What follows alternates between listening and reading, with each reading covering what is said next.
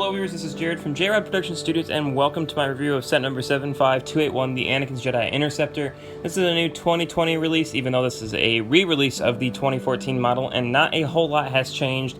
But regardless, I still think it's worth taking a look at because there are a few different things that this set is being currently known for in the community, especially the controversy surrounding the Anakin torso. So I just want to go ahead and give my thought on the set real quick. So without further ado, let's go ahead and dive into this review.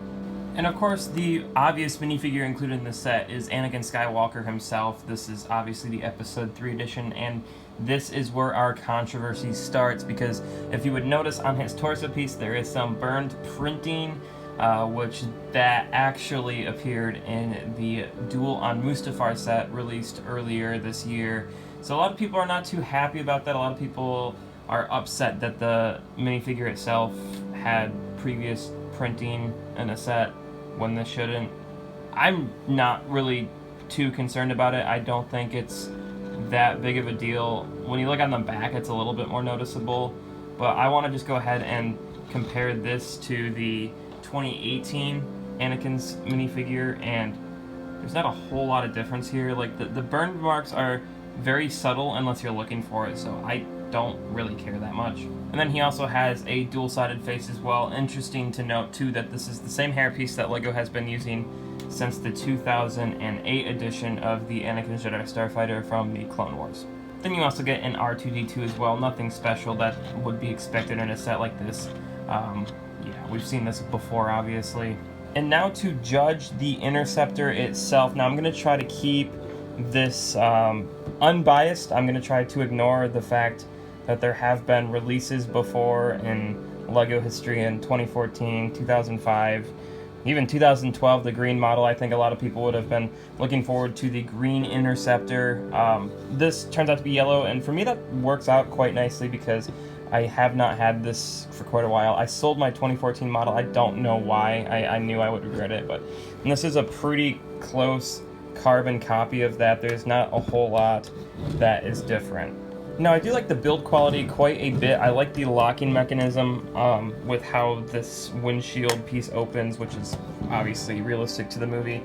Now, when you stick your minifigure in there, of course, though, the one major issue is that he has to lean back quite a ways, because if he's sitting upright, you're not going to be able to close your cockpit, so you're going to have to lean him back in the seat, which I guess if he were to be flying, that doesn't look too bad anyways.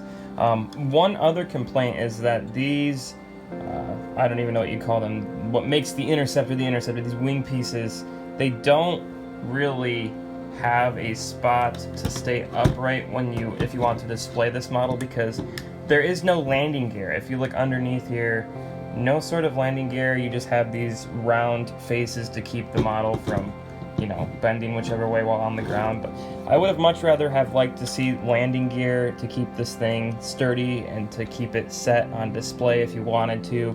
I mean, even the 2002 model of the Obi-Wan Starfighter had landing gear, so I don't see why they couldn't have done that in the set, but you know, it is what it is. A real up-close look at the model up front. You can see there's a pair of blaster cannons, and then they did include some nice detailing on the outside on either side there, and I do appreciate that. The one thing I do not like is the use of stickers on everything. This is a sticker, this is a sticker.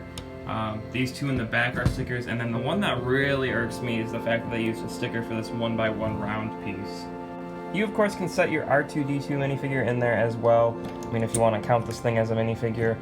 It sits very nicely in there, and it's not very noticeable out the end. If you were to look underneath, obviously you'd be able to see that, but yeah, they did a great job with this thing. I would have only really have liked to see the Obi-Wan counterpart. In fact, I would really wish they would have made instead of maybe a $30 set, maybe a $50 set, and include both the Anakin and the Obi-Wan Starfighter or Interceptor, and I think that set would have sold much better. But you know what, the design is good. You got your pair of engines, and then the one major play feature to kind of simulate these cannons firing in front, you do have some flick fire missiles located on the bottom there that if you press on the back here, you can launch those off. Obviously, that's pretty standard on the Interceptor right there. And the one other feature before I forget is that there is a clip piece underneath the sort of flap, foldable flap here, where you can stick your lightsaber for Anakin and have that nice and concealed for when he is in the Interceptor itself. Okay, that was a real quick look at the Anakin's Jedi Interceptor. There wasn't a whole lot to comment on because we've seen the set before, just a few different variations, and the design itself is very, very similar. So for $30, I think you would be best to wait on this set if you already have one of the older models.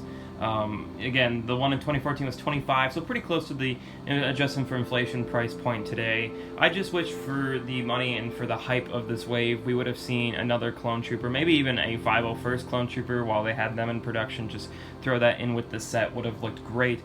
Regardless, for $30, is it worth your money? Yes and no. For someone like me, yes, because again, I sold my 2014 and I need it. If you have the Obi-Wan and you're missing out on an Anakin Interceptor, then yes, this is worth it.